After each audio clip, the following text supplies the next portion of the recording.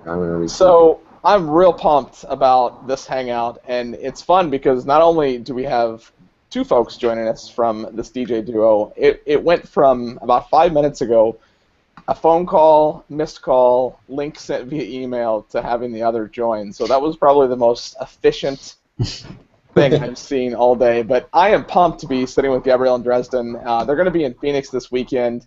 I'm going to see him on Saturday night, and it's kind of funny because I don't know if I've ever seen a show that's been the same DJ open to close, and it's a unique concept. They're going to be playing for I've read as much as 6 hours, so I can either show up an hour early or an hour late and still get the chance to see him perform. But in an effort to kind of help promote that and introduce the guys to all of the people that are going, one, this weekend, and two, to everybody watching on YouTube right now, I'm just really excited to learn more about these guys. We've got a couple of fans joining us. Funny story, we're all from Phoenix. So Angel, Soria, and Bradford Shaw are joining us tonight to learn more about these guys. And Bradford, your first question is so good. I think we should start there. So Bradford, what were you going to ask? Yeah, first question, kick things off. I'm not really familiar with the whole DJ realm, so how much practice and preparation goes into a show and an event? Are you guys practicing right before or when you're on tour, or just more preparation and setting up? I think the practice goes over years. It's something that you do over and over and over again, and the real thing is knowing the music. And so with this tour, since we're using all the music that we either remixed or created or played on our radio show, we really know it. We really know it really well. So Yeah. We just have all the music up on our screen and go with the flow. To be honest, it's about reading the room. It's about understanding where people are at any one time, which you never have a guarantee of. Yeah, we spent like about a month on and off getting the music together. You think that we'd have everything at our fingertips that we ever made, but it doesn't work out that way with hard drive crashes and Dave had to do a lot of homework. Going into storage. So listen to a lot of old sets and Shazam things because you don't even remember where they are anymore.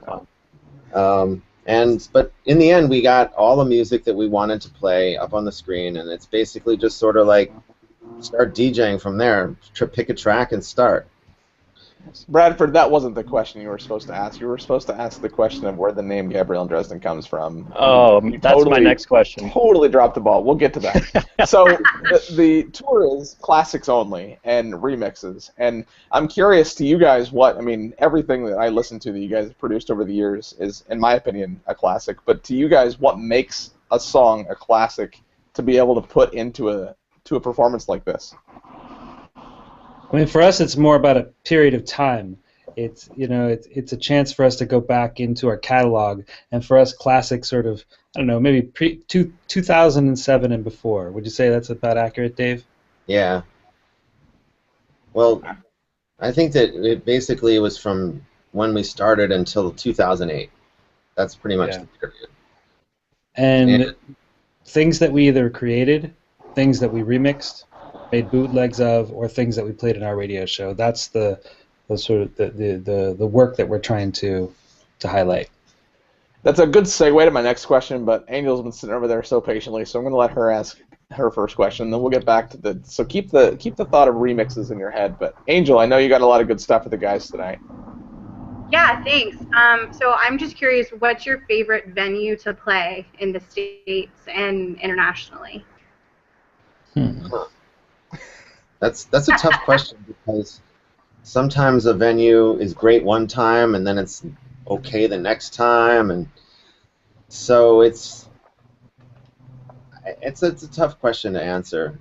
We go to this club in Cyprus almost every year, and we always have a great time at this place. It's called Guaba Beach Club, and it's right on the beach, and it's like a purpose-built venue right on the beach with the decks overlooking the ocean. And these people just go crazy. It's a day party that goes into early evening, and there's all kinds of like fire dancers and people in costume and clowns and craziness and drinking and God knows what else. And we've never had a bad gig there, so that's my answer. What about you, Josh? I agree. And Well, if you need someone to go with you next time, you know who to ask. All right, flights are cheap. So, talking about remixes, it's not just classics. You're also going to be playing remixes, and I'm so curious. Like, when you sit down to remix a track, one, do you prefer remixing versus producing a track from scratch, and do you prefer one to the other whenever you're performing live? I mean, they're different things. They're different exercises. They're both fun to do. They're both fun to listen to, and they're both fun to DJ.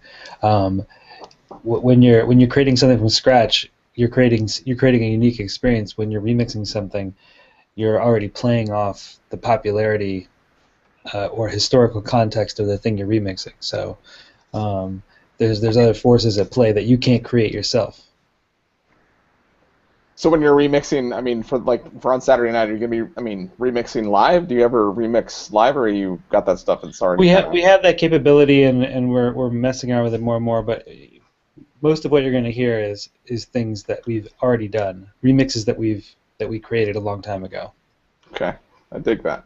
Well, I gotta say, there's so many songs, and especially your originals, but remixes too, that I'm so pumped to hear. So talking about showing up an hour late, I don't think I can, because I don't want to miss something that you might play in the first hour. The first hour is just setting the mood. So we didn't make a lot of records that set the mood. So it's like that's where we're gonna play some of the things from our radio show and other things that we didn't necessarily make. But we'll set the mood. So if you show up an hour late, you probably won't. You might have missed one or two G&D songs.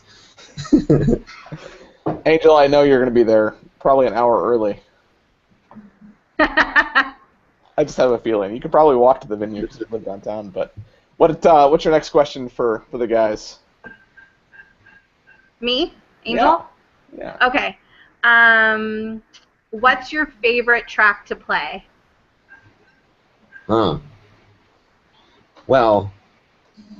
did I come with hard questions? Sorry. No kidding. Yeah, it's like they're all my children questions, you know. Yeah. We all these songs are kind of our Which children. kid is your favorite? Yeah. I mean, it always is fun to play Tracking Treasure Down and Dangerous Power and Above and Beyond Remix, because people just know those songs the world over, and they always bring a smile to people's faces. But for this tour, I'm really excited about the stuff we haven't played in years, just to hear it loud again and to remember the making of it and all that. That's, to me, the most fun. I think that's actually one of the most important things about music. If you play something over and over and over again, it won't be your favorite thing anymore to listen to in a club. You know, it's all about variety. So I think that there's a time and a place for everything, and that's what makes these nights special. Is being there and seeing which song takes people to that special place. So you mentioned Tracking Treasure Down. That's probably one of your biggest singles that you guys have produced. Talk a little bit about what the foundation of that song was, the inspiration behind that track, and what that track's meant to you over the years as a DJ duo. Well, I mean, that song really took life from some lyrics that Josh wrote about a week before the singer Molly Bancroft ended up in our studio. And he read them to me, and I was like, wow, that's really good. And then we kind of forgot about it. And then we had Molly in the studio. We just picked her up from the airport, and we had a little beat going. And I'm like, Josh, what about those words you wrote last week? And so we kind of built that song off of this idea from what were the words? It was sometimes why is it that the best things in life are free, but at the same time we keep tracking. Yeah, I can't remember. I can't remember. Cool. But, It's such an iconic song, though. Like, that song is just, everybody knows the lyrics to that song, and it's like, as soon as the beat starts, I just sing the entire thing word for word, and it's just such a good track. I think like all songs, it's one of those songs that's meant to leave open what it really means, so that it can mean many different things to many different people, and I think that's the key to a good song, Yeah, that's really cool. Angel, so you're going to ask the next question, but ask a little easier one this time. The guys are thinking too hard. Okay. Are either of you single? Not No. anymore. No. Oh, I am married with a 2-year-old baby. oh, how cute. Yes, she is cute. I wish Do she you play could. tracks for her? I play music for her all the time. She loves music and she loves to dance. And she's just starting to figure out that Daddy goes away and plays music to people and they dance. So, That is so awesome. Josh, tell us about your family. Oh, I have lots of kids, and they, my middle son, he's the one that's most into music. His claim to fame is walking into his sister's room and asking her friends if they want to go listen to Skrillex. So, on Saturday night you're going to be playing Open to Close, and during that performance, I mean, you have to have a mindset going in that you're going to be playing just all night long. I mean, does it fly by when you do a set like that, or does it drain on you, and when you're done, you're just tired and beat? So, like, I mean, what's it like to play for 5-6 hours at a time? It takes something out just to stand up and be thinking for that long, but the sets have been going by faster than I think normal because there's less pressure on what we're going to play. We have this library of music to choose from, and it's not about which track that nobody's heard should we play next. It's which of these tracks that's already been road tested do we play next. Yeah, that's so really cool. it's kind of fun. Oh, sorry, go ahead. I was pretty surprised at how quickly the 6.5-hour set on Saturday night went, and like to the point when we were done, I'm like, it's over. I'm still ready to go. Just getting started. So, the sets could be so different night over night. I mean, are you playing the same sets every show, or are you mixing it up to keep things interesting and fun for yourselves, or what's the set list look like? Well, It's totally different. we've only done 2 shows, and they've both been completely different. Well, one was 4 hours, and one was 6.5 hours. But it's like we posted the set from Saturday night online, so it's like I kind of feel a little bit like a comedian when you post your comedy set online. It's like now that's burned content, so now we have to like come up with a little different arrangement for Phoenix. Yeah. But we're not really thinking about that. We're not really worrying about that. We really just want to make people excited and happy with the music, and that's really what we're worried about with these sets. That's awesome. I know Angel's excited. What do you got next, Angel? I'm super excited. I don't know if you've already touched on this, but what inspired you guys to really do like an open to close type of set? Well, we came up at a time when people were very conscious of the musical flow of an evening, and we've been quite frustrated lately at sometimes the lack of thought that goes into the musical programming of an evening. And since the concept was to take you back, it seemed even more important that the opening as well as the headlining was of that era. So we decided to just do the whole thing, and it's a way for us to set the mood and gently build the evening. So the end of the night, is the end of the night just when you just let it all out, or I mean, so it's building. You said you're kind of setting the mood at the beginning. Does it just progressively get more and more intense throughout the night, or do you just mix it up a little bit? Our sets have always done this thing where we start somewhere and we just keep going, and we keep going up, and That's awesome. that's pretty much what happens over the duration of however long the show is. So Yeah, I guess I'll be up late on Saturday night then. Okay. So Las Vegas has kind of become just an epicenter for dance music here in the United States. You guys play Vegas a lot, and have you had a chance to see a lot of the rooms, and what are some of your favorite rooms in Las Vegas? We had a residency in Vegas for 1 year, and we're just not really that kind of act. It's sort of the epicenter for a younger, skewing dance sound. Yeah. And our fans, our true fans, are a little bit older, and they don't necessarily go out to places like that. I mean, we love the Marquee. It was a great space, great sound, great lights. I mean, they've spent the most amount of money possible to create a great venue, but it's just not really right for us.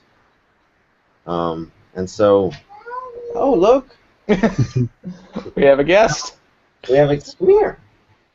Come here. You want to here? Say hello to the world. This is Charlotte, and she wants Hi, to. Charlotte. Oh, she's shy. Hey, Charlotte. Shy. She wants to go on her nightly walk. So when we're done with this, I have to resume daddy duty. Come on, show everybody how cute you are. Come on. Oh, how sweet. Here's some music for you. Oh. Hi. Angel, back to you, Brett. Real life happening here. Brett, yeah, no, and that's the beauty of doing these live calls, because like, I mean, you know, people are able to see you outside of, you know, the element of typically being behind stage and behind the deck. So Bradford was outside, and I muted him, and I couldn't unmute him, so I kicked him out, and he can't join back. So it's funny, we interviewed Jess a few weeks ago in this very similar fashion, and he had issues with that from a connectivity standpoint. So he's now 0 for 2 when it comes to Google Plus interviews. I'm going to give him one more chance, but third strike, you're out. All right, sorry, Brad. Yeah, you'll see him on Saturday. All right. All right. Any more questions? Yeah, Angel, one more from you, and I got one more, and then we'll wrap it up. All right, cool. How many times have you guys been to Phoenix? We've been there about 10 times. Oh, wow. I've only been living here for about 2 years, so I'm still pretty new to the area. The last time we played Phoenix was at, oh God, I don't even remember. Maybe it was Mist. I've been here 3 years, so I don't even know Mist. So the room you're playing on Saturday this week is hands down one of my favorite rooms in the Valley. It's Cool. best explained as a garage almost. I mean, it's a concrete slab and just it's not a huge room, and it's just a great vibe, awesome sound, and it's a perfect place to be able to see you guys play for an entire evening for sure. So, you know, I get yelled at a lot online for calling this overall style EDM. I look at EDM as electronic dance music, and it's anything that's made, whether it's house or it's progressive or it's trance or it's dubstep, whatever. It's all, in my opinion, EDM as the umbrella. You guys call it emotional dance music, and you kind of alluded to it a little bit when you said that your audience is a little older and Vegas isn't really kind of quote-unquote your scene in that respect, and I would agree with that, and I've never heard it called emotional dance music, and I love that. So could you talk a little bit more about what that style term means to you guys and where that kind of came from? Well, it was just saw the acronym EDM, and I one day decided to be like a wisecracker, and I'm like, to us, EDM means emotional dance music. And it kind of stuck because our music does make you feel emotions. I mean, you know, maybe not everybody, but to our fans, they are constantly relating stories that they've had, experiences they've had listening to our music. And, you know, we get emotional when we're making these songs. So we can understand that and connect with that. Do you have anything to add, Josh? No, I think that was good. Angel, one more from you, and we'll let these guys go on their nightly walk. What will be the first track that we should plan on hearing you kick off the show Saturday night? Well, probably right, something all hard questions. Yeah. Well, the thing is it's kind of a catch-22 because the first track is probably going to be played when there's nobody in the club.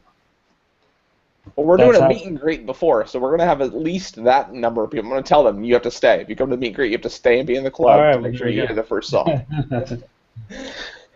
Well, sorry guys, for my hard question. Yeah, no. The truth is we don't know. The truth is we're going to see what the room feels like and see. You know, we have a short list of maybe 20 things that might fit as the first thing. Yes. Gotcha. And then we'll sort of play it by ear. See what's I I know Angel will be there when the doors open. I know I'll be there, and Bradford will be there, and there's going to be, you're going to have a few people there ready to dance come Saturday night. But guys, I can't thank you enough for doing this. Talking about it going so fast, I meant this to be like 10, 15 minutes, and we've been talking for 20. But Angel, thanks for joining us, guys. Have a great evening. Enjoy your trip to Phoenix, and we'll see you on Saturday.